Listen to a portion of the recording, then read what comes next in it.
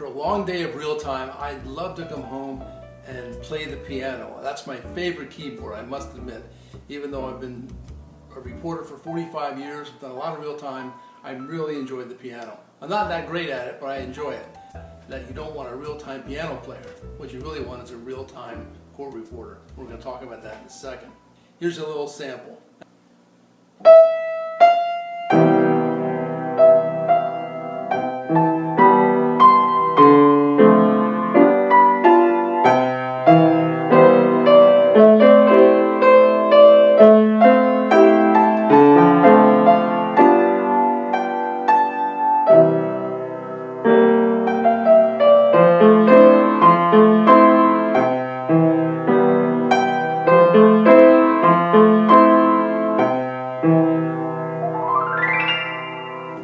Told you really want a real-time reporter. Let's talk about it.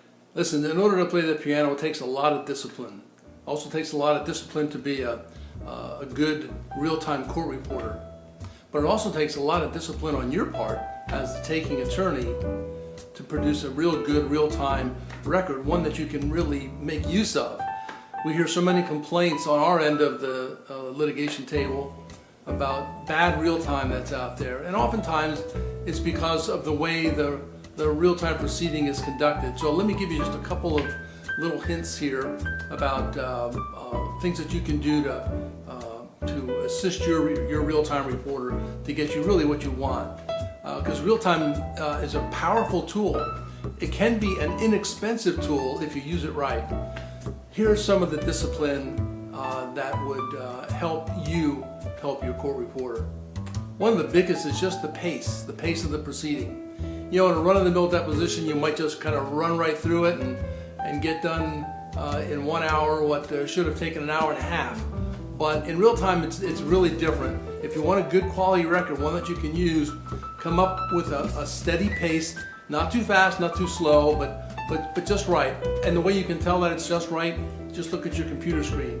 If what you see coming up looks really, really good, and it's mostly English, there's not too much of the steno stroke in there, not too many wrong words, so to speak, not too many mistakes, then you know you've got a good pace going, and you also have a really good real-time reporter.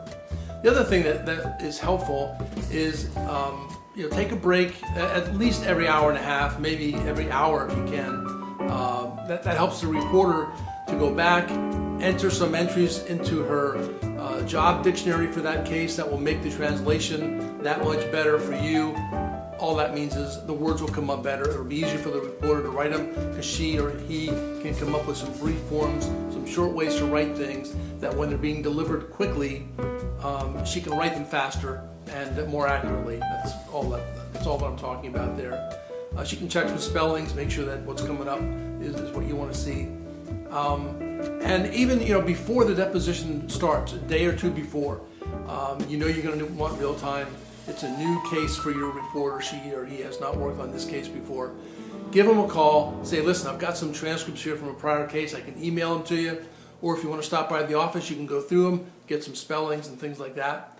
It's really, really helpful to the reporter. As much prep time as they can do, just like you, as much prep time as you can do, the better you're going to be when the moment comes. Same thing with the reporter. The worst thing we just hate is to show up for the very first time in a case that you've been working on for years.